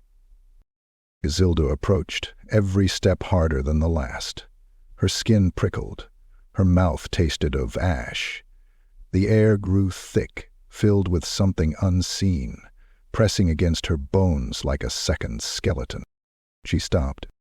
The shadows shifted. From the darkness behind the dais, something emerged, tall, cloaked, moving with the slowness of certainty. A vampire priest? Once, he had been a bishop of the Grail Order. His armor still bore the crest, though twisted, defiled by time and rot. His face was gaunt, bloodless, the skin stretched tight like parchment over a skull. Eyes like rubies burned beneath a crown of bone and gold. He clutched a rusted flail in one hand, its head still wet. "Leave," he said, voice deep and liquid. "Or join the relic's last guardians." Isilda stepped forward, drawing a blade etched with rune. I came for the censer. The priest raised the flail. "Then you will die in worship." He struck first. The flail lashed through the air with blinding speed, smashing into the stone where she had stood. Shards flew. Isilda ducked low, whispering a counterspell as the runes on her blade flared. The vampire came again, roaring, teeth bared. They clashed in a dance of blood and steel. Isilda slashed across his chest, her blade cut deep and black blood hissed out. The priest grinned and punched her full across the jaw. She staggered, blood spraying from her lip. He moved in close, his fangs descending, mouth open wide. She thrust her fingers into his eyes. The scream that followed was inhuman. He reeled back, flailing, and Isilda screamed an incantation. Fire burst from her hands, wreathing his face in pale flame. He writhed, swung wildly. The flail caught her arm with a sickening crack, bone shattering. She screamed, fell to her knees, and bit down on her own lip to stop from passing out. The priest loomed. "You dare touch the relic," he hissed, face half-melted, eyes pouring smoke. "Yes," she rasped, blood dribbling from her mouth, and she bit into the runed capsule around her neck. The glyphs exploded in a flash of light. The chains holding the censer snapped. The relic fell to the dais with a deafening clang, and the chamber howled. The mist erupted outward in a pulse that threw both combatants off their feet. Isilda crawled forward, dragging her shattered arm, blood smearing the stone beneath her. She reached the censer and gripped its handle. The voices inside screamed. 100 souls, bound and burning, filled her mind with agony. She saw wars, plagues, betrayals, the binding of saints to steel, the drowning of children in blood to fuel the relic's hunger. Her ears bled, her eyes rolled, her skin blackened at the fingers. But she held on. The vampire lunged. Too late. She swung the censer. A gout of crimson mist erupted, engulfing the priest. He froze mid-leap, then began to twist. His body folded inward, bones snapping one by one, limbs writhing as if trying to escape his own flesh. He shrieked as the mist drank him, drawing his soul out in ragged strands of light, feeding it into the censer's core. He was dead before he hit the ground, if death still meant anything to something like him. Isilda collapsed beside the censer. Smoke curled from her nose and ears. Her right eye had turned black. Her hand, fused to the relic, would never open again. But she was alive. And now she had a weapon, one curse enough to fight the damned. Chapter 15. Knight's Oath Broken. The throne room of Château de Lancelot no longer resembled the proud hall it had once been. Its vaulted ceilings were cracked, dust drifting endlessly from fractures high above. Blood had dried black across the tiled floors, remnants of servants and guards who had failed to flee in time. Banners hung in tatters from their poles, eaten through by smoke and moths. Only the great stained-glass window behind the throne remained unbroken, its radiant depiction of the Lady of the Lake still casting colors across a room now steeped in shadow and treachery. Baron Guy de Lancelot sat upon the throne in full armor, helm resting at his side. His once pristine silver cuirass was tarnished, dented, and spattered with grime. His expression was iron. Around him stood a dozen of his remaining personal guard, all grim-eyed, wary. Not one dared speak. They all knew what had happened. Word had spread. Sir Aldrich entered the chamber with his sword sheathed, but no one mistook that as peace. His face was a grim mask, streaked with ash and blood. His armor was cracked, breastplate warped from blows taken in the defense of the cathedral. Behind him came 5 others, Knights of the Silver Flame, sworn to protect the people of Parravon. Their presence here was not ceremonial. It was a reckoning. "You ordered it," Aldrich said, his voice low but cutting through the stillness like a blade. "You knew the lower quarter was compromised. You knew there were still civilians, women, children, wounded, and you sealed the gates behind them." Baron Guy said nothing at first. Then, "The east wall was collapsing. We had no men to hold it. I did what was necessary." "You burned the bridges to the inner circle," Aldrich growled. "You poured oil from the ramparts and lit it with pitch. I saw them pounding on the gate. I heard them screaming. You didn't give them a chance." Baron Guy rose. "I gave this city a chance. You think I wanted this? You think I relished it? Those people were dead the moment the beast entered the gate. I sacrificed 100 to save 10,000. "You sacrificed the weak," Aldrich snapped. "You picked the ones without titles, without swords, without bloodlines. Don't pretend it was about strategy. It was convenience." The Baron stepped down from the dais, slow and deliberate. "Be careful, Aldrich. You accuse a noble of treason with reckless tongue." Aldrich unfastened the brooch that held his tattered tabard. It fell from his shoulders to the bloodied stone. "Accuse a coward of cowardice and a butcher of butchery." The guards stirred. Baron Guy narrowed his eyes. "You wish to challenge me, then? To strip me of command like some peasant rising against his master?" "No," Aldrich said. He drew his sword. "I challenge you as a knight of Bretonnia. In the name of those you abandoned. In the name of every soul you damned to buy another hour for your throne." The room held its breath. Baron Guy nodded. So be it. They faced each other in the middle of the hall, two relics of a dying world. Baron Guy fought like a man trained in courts and tourneys, every swing calculated, measured, precise. His longsword gleamed under the stained glass light, arcs of silver fury that would have felled most men in a single blow. But Aldrich was not most men. He fought with the desperation of the betrayed, the fury of the condemned. His blade danced in wild, brutal strokes, fueled not by form but by rage. The clang of steel on steel echoed through the ruined hall. Sparks flew. Blood followed. Baron Guy landed a glancing blow, slicing across Aldrich's ribs. The younger knight growled and shoved forward, shoulder-slamming the older man into a pillar. Stone cracked. Guy countered with a vicious elbow, then slashed at Aldrich's thigh. Aldrich dropped to one knee. But as the Baron raised his sword for the finishing stroke, Aldrich drove his own blade upward into the gap beneath the breastplate, just under the ribs. Steel-pierced flesh. The Baron gasped, mouth falling open in a silent, shocked breath. Aldrich twisted. The sound was wet and final. Baron Guy stumbled back, sword falling from his fingers. He collapsed onto the floor beneath the window of the lady. Light played across his face in brilliant reds and blues as his blood seeped into the cracks of the floor. He tried to speak. Aldrich knelt beside him. "You broke your oath," the old man rasped. "You were supposed to obey." "Swore to protect the people," Aldrich said quietly. "Not to preserve your title." Baron Guy's eyes fluttered shut, and with that he died.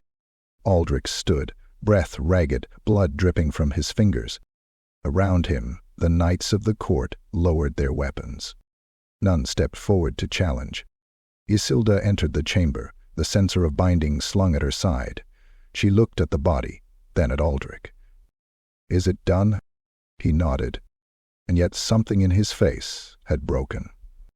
The blade in his hand felt heavier now. The tabard at his feet, stained with the blood of both the innocent and the guilty, lay like a flag trampled by too many boots. He had won, but the knight he had once been, the one who believed in honor, in glory, in Bretonia, that man was gone. And the man who remained no longer fought for crowns or titles. He fought for survival. Chapter 16. March of the Dead. Dawn never came. The horizon remained a bruise of black and red, shrouded in fog so thick it crawled across the rooftops like a living thing. Smoke spiraled from the burning eastern quarter, curling into skeletal fingers that clawed at the sky. The bells had long stopped ringing. The defenders were deafened by their own screams. It began with silence, the kind that preceded an avalanche or a god's judgment. Then came the drums, low and primal, like the heartbeats of giants. Each pulse vibrated through the stones of Parravon's streets, resonating through cellars, crypts, and vaults. Men clutched at their ears, sobbing. Mothers held their children tighter. The rhythm was steady, unyielding, as if the land itself had resigned to what was coming. Then the dead marched. From the broken east gate to the crumbled southern walls, they came in ranks that never ended. First were the ghouls, leaner now, more frenzied, as though their hunger had sharpened them into madness. They skittered across corpses, climbed the debris like insects, shrieking and twitching with animalistic glee. Then came the Bone Knights, skeletons clad in ancient armor, eyes glowing like ember pits, wielding rusted swords and pikes still wet with blood from the last slaughter. They advanced with chilling discipline, each footfall in rhythm with the drums. Behind them rose the horrors, the crypt horrors, taller than war horses, misshapen and grotesque, their bloated flesh quilted with scars, runes, and tumors, their jaws distended far beyond anything human, filled with rows of bone teeth and forked tongues that flickered like whips. Some had multiple arms, others dragged massive bone clubs or shattered siege implements behind them. They were siege engines made of meat, and they wandered in. The western wall, still holding, bore the first blow. A crypt horror surged from the fog with the force of a battering ram, smashing headlong into the gate. Stone splintered. Defenders tumbled from the ramparts. Archers fired down, arrows thudding into flesh, vanishing into the horror's bulk. But the beasts barely slowed. One horror wrapped a clawed hand around the parapet, tore the stone free, and hurled it into the cathedral square. It landed amid a group of retreating civilians. The impact flattened them. Bone, blood, and viscera smeared across the cobblestones. Limbs rolled. A woman's head struck the wall and bounced like a puppet's. Sir Aldrich fought atop the southern ramparts, now reduced to rubble. His face was streaked with ash, one arm bloodied and bound with torn linen. He barked orders over the din of battle, his voice hoarse, raw. "Hold the stairs. Don't let them breach the tower." The squire screamed as a horror's claw sheared through the wall beside him, impaling the boy from hip to chest. The beast lifted him like a trophy and bit down, snapping him in half.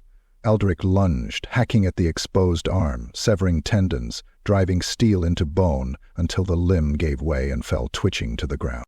Another horror climbed the inner keep, dragging corpses behind it like offerings. It smashed its bulk into the western tower, causing it to sag, then collapse. Masonry rained down, crushing dozens. The screams were drowned by the cacophony of collapsing stone and snapping beams. Aldrich watched as one of his knights, Sir Gawain, was pinned beneath the rubble.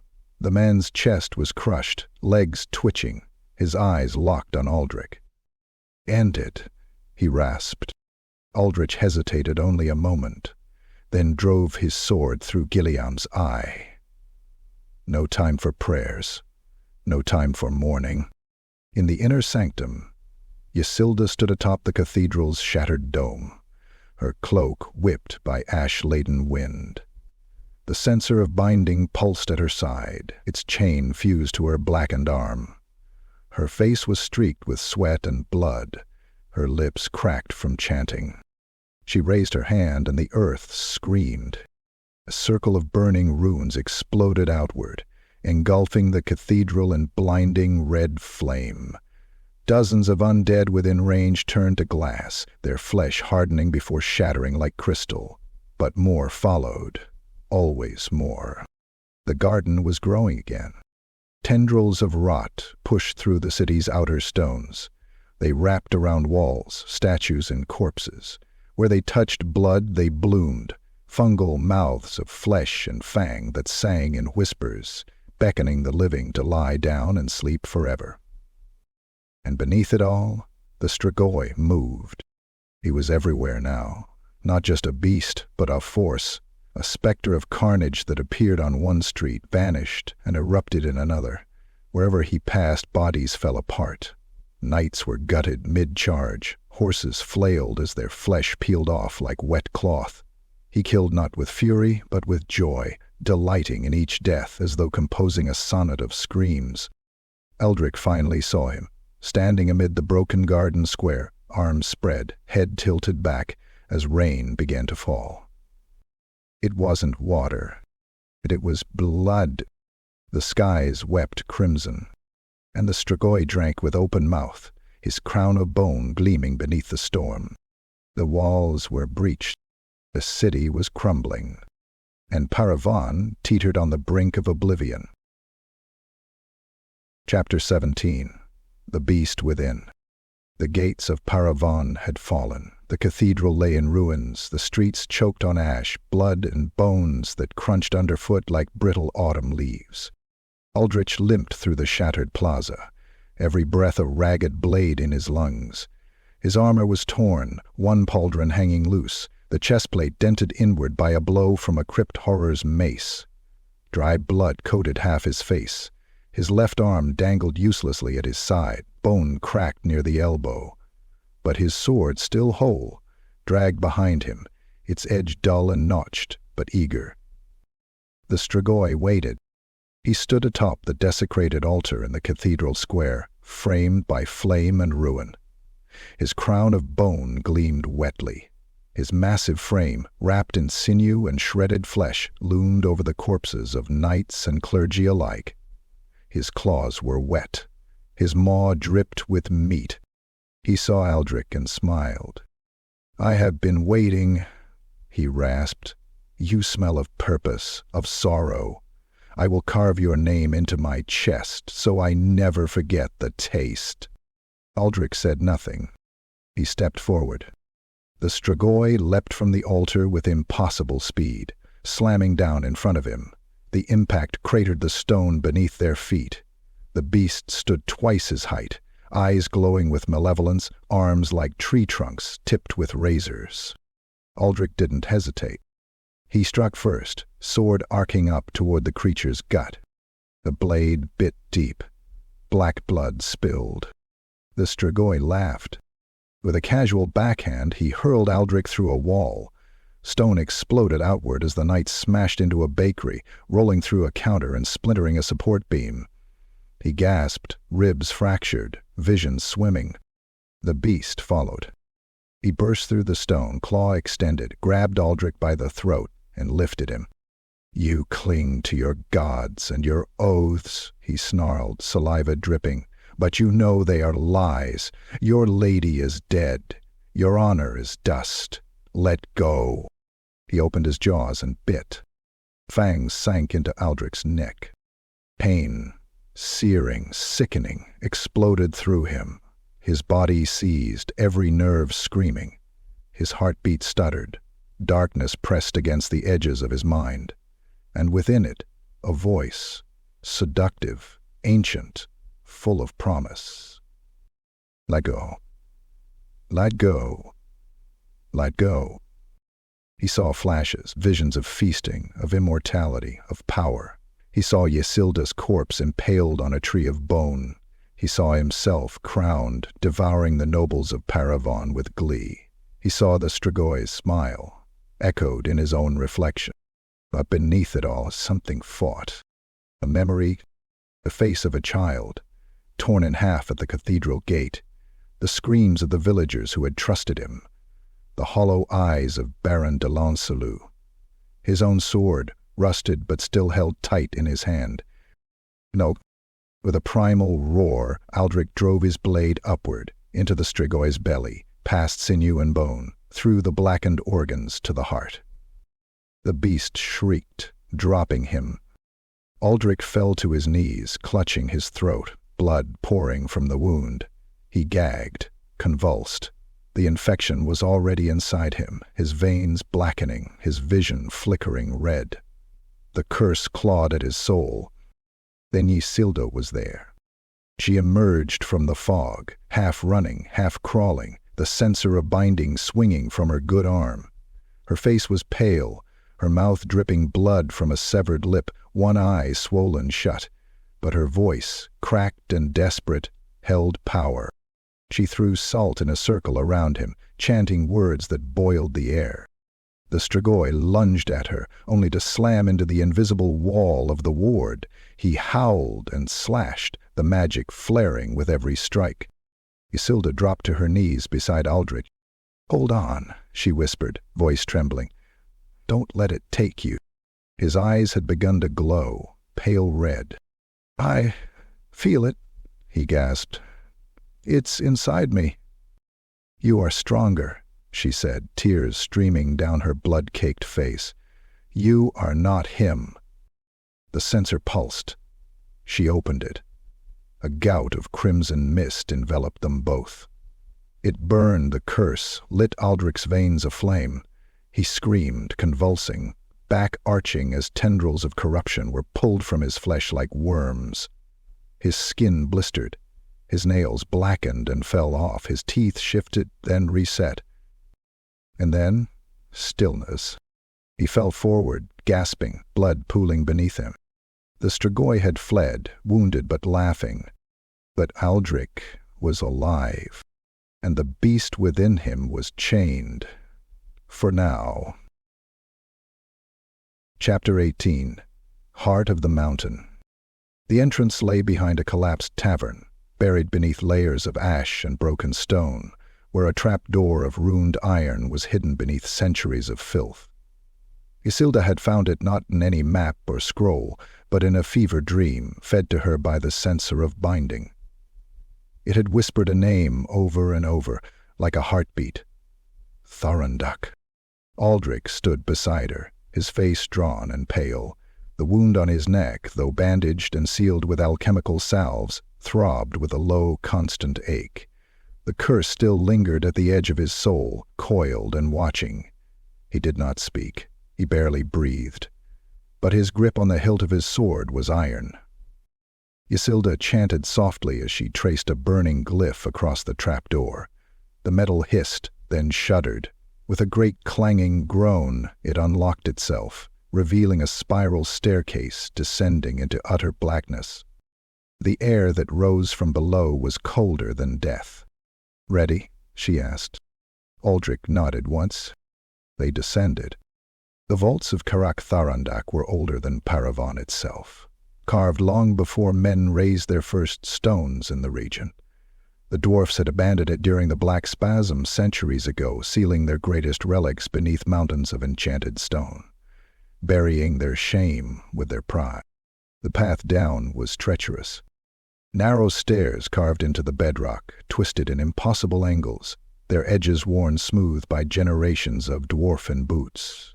Moss that pulsed with faint green light lined the walls, and occasionally they passed great frescoes, images of bearded kings holding hammers aloft, surrounded by slain beasts and rivers of molten gold.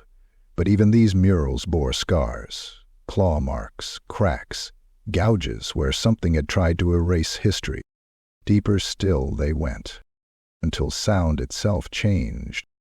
The air became heavy, thick like syrup. Every step echoed too loudly, too long.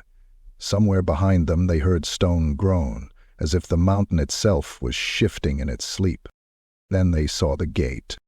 It was titanic, shaped like a dwarf's visor helm, flanked by statues of warrior kings. In the center was a keyhole, no larger than a coin, yet inscribed with 22 runes of binding.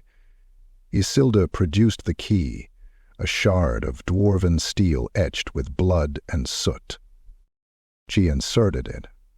The vault door screamed open. Beyond was the forge chamber of Thalric, untouched by time, yet filled with bones. Dwarf skeletons lay strewn across the floor, some still clutching shattered weapons, others frozen mid-crawl, faces locked in eternal terror. Blackened claw marks streaked every wall. Something had hunted them, even here. The stench of charred flesh and old, dried blood filled the room. At the center of the forge, atop an anvil of obsidian, rested the weapon. The warhammer was massive, its haft wrapped in sun-bleached hide, the head a slab of gleaming silver etched with glowing runes. It pulsed with a light that hummed in Aldrich's chest, the hammer of Thalric, God-cleaver.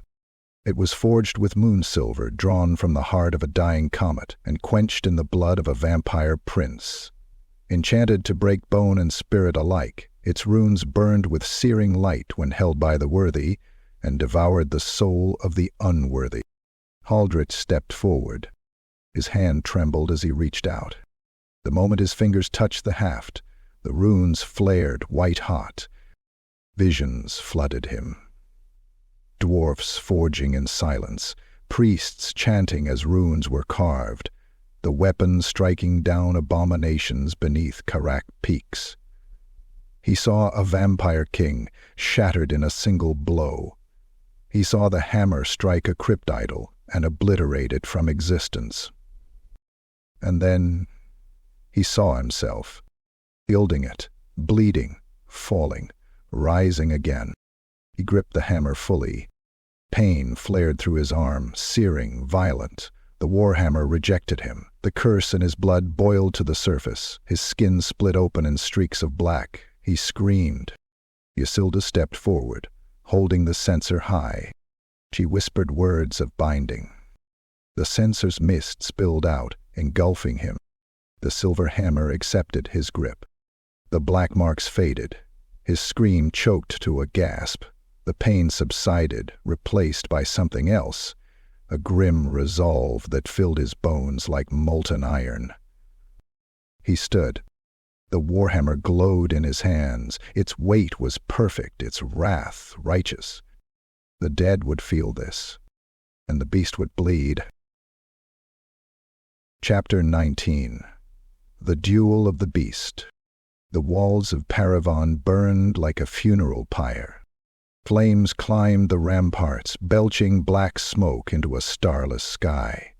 The towers had crumbled, shattered under the relentless assault of the undead horde. Below, the city was a massacre, streets flooded with blood, buildings collapsed upon corpses still twitching with unnatural life. The cries of the dying had become a constant wail, a dirge echoing through ruin, and above it all, on the western wall, stood Aldrich. His armor was ruined, plates torn and blackened by fire, limbs barely held together by leather straps and will alone. One eye swollen shut, ribs cracked, his neck still scarred from the Strigoy's bite. Yet in his hands he held God-cleaver, the silver-bladed warhammer pulsing with holy wrath, its runes glowing like molten steel. Across the scorched stone, cloaked in smoke, Thalric Delzarre waited. The Strigoi was a vision of blasphemous grandeur. His form had changed since the siege's beginning, no longer a beast crawling with ghouls, but something worse. He had grown, taller, more bloated with the stolen essence of hundreds. His flesh was layered like rotting armor, crowned by a jagged halo of bone and iron. His arms were as thick as tree trunks, and from his back protruded vestigial wings, vestments of a royal predator long fallen from grace. "Little knight," Thalric growled, his voice 1,000 howls stitched together. "You come bearing the gods' toys. Will you speak last rites before I flay you?" Poldrick raised the hammer. "No, just your sentence." The beast roared. He launched forward, a blur of sinew and claw, jaws wide. Aldrich ducked under the first strike, felt the wind of it tear away a chunk of his pauldron, then swung. The hammer struck Thalric in the side, with a sound like a church bell cracking. The vampire screamed, his ribcage collapsing inward from the force. But he retaliated instantly, his clawed hand raking across Aldrich's chest, tearing through mail, flesh, and bone. Aldrich staggered back, blood pouring down his side. He bit down on his tongue to stay conscious. Thalric came again. He moved like a storm, blow after blow raining down, each one a thunderclap. Aldrich blocked what he could, parried where he dared, but the strength behind each attack rattled his bones. A claw sliced across his thigh, a punch drove him to his knees. The world turned red, but he held the hammer tight. And as Thalric lunged for his throat again, Aldrich slammed God-cleaver into the beast's knee. The silver exploded. The joint shattered. Bone and rot flew in all directions. Thalric bellowed, collapsing to one leg. His hand lashed out in desperation, raking across Aldrich's stomach. His armor tore like paper. Entrails spilled. Pain like fire swept through Aldrich's body. But he stood. Roaring like a beast himself, he brought the warhammer down again, this time on Thalric's shoulder. The arm dislocated, tendons ripping free. Another blow across the face shattered part of the Strigoy's jaw. Blood, black and steaming, sprayed across the stones. The vampire king faltered. He tried to rise. And Ysilda appeared from the shadows, her face ash-covered, one arm charred to the bone, holding the censer of binding aloft.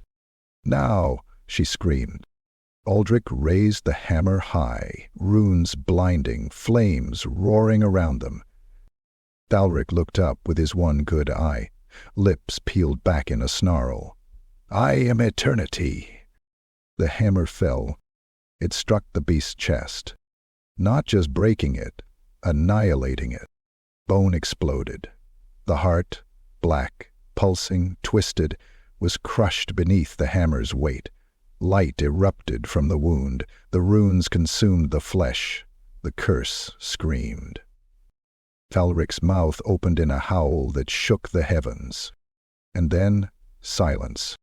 His body disintegrated, pulled inward, consumed by the very hunger he had sown. When it ended, only ash remained. Aldred collapsed beside it, blood pooling beneath him. Isilda crawled to his side, whispering his name. His eyes fluttered open, blood bubbled on his lips. "Did we stop it?" he asked. She nodded, tears falling. He smiled faintly. "Good." Then his hand fell limp, and the hammer rolled from his grasp.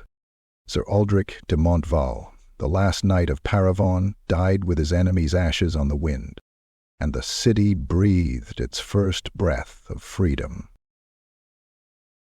Chapter 20. A City Reborn. The fires burned for 3 days.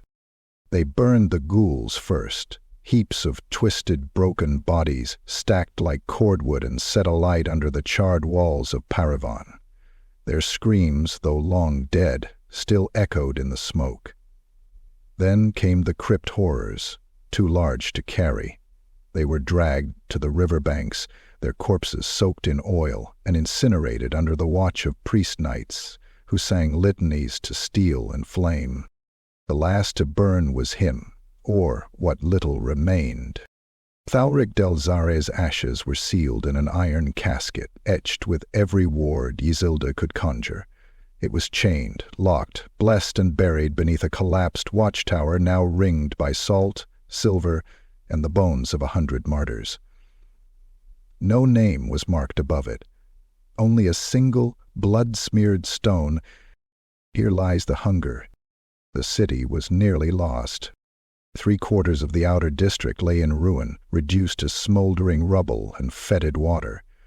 The cathedral had collapsed completely, its bones entombing hundreds who'd taken shelter within. The southern wall was gone, and yet, amid the ash and gore, life remained. Survivors emerged like ghosts from shattered homes, weeping, bloodied, many half-mad, but alive. Priests tended to the wounded with trembling hands. Bakers returned to their ovens to feed the desperate. Smiths forged new tools from melted armor and rusted pikes. Children played beside mounds of skulls, too young to understand the horror. And at the heart of it all stood Isilda. She had not rested since Aldrich's death. Her body bore the price of her magic. Her right arm withered and blackened, veins etched in burning runes that pulsed whenever she spoke too loudly. Her hair was streaked silver from grief and spellcraft. But her voice was strong, her eyes sharper than ever. They named her Savior, though she refused the title. She led the rituals that banished the last remnants of the Pale Host. She oversaw the purification of every street, every crypt, every blood-soaked stone. She hunted whispers of the Strigoi spawn in the far woods, and, when she could not fight, she taught, passing her knowledge to scribes, wardens, and young girls who no longer laughed at dreams of fire and prophecy. Aldrich's body was laid to rest at the highest point in the city, the last surviving tower of the old keep, its roof torn away, open to sky and wind. He wore his ruined armor, polished clean. Godcleaver rested across his chest, wrapped in white linen. Hundreds attended. Knights, peasants, even dwarfs from the mountain passes who remembered Thorunduk's hammer. Isilda stood alone beside his bier, lips trembling as she whispered his name into the wind. No grand speeches, only a sword held high. In a vow. Weeks passed. Months. The rebuilding began in earnest. Not of stone alone, but of faith. The nobility that had hidden behind doors were gone, cast down or buried. In their place rose a new order, born not of blood, but deed. They called themselves the Order of the Silver Flame. Founded in Aldric's name, they wore no capes, no crests, no jeweled trinkets. Their armor was plain. Their oath was simple: to stand where no one else will, to burn the rot from within, to guard not the throne, but the soul. Their first members were peasants who had fought with kitchen knives, masons who'd held the barricades, even exiled hedge wizards who'd seen too much and refused to look away again. Isilda became their mentor, though never their leader. Her teachings fused steel and sorcery, new sigils etched into armor, flame bands carved into hammerheads. The censer of binding was sealed in the vaults beneath their keep, guarded day and night. And every year, on the day of Parravon's liberation, the silver flame marched in silence from the cathedral ruins to Eldric's tomb. They carried no banners, only torches. And with each step they whispered his final words to the beast. Just your sentence. Parravon lived. But you scarred, yes. Changed, forever, but wiser. And the shadows knew now they would not go unchallenged again.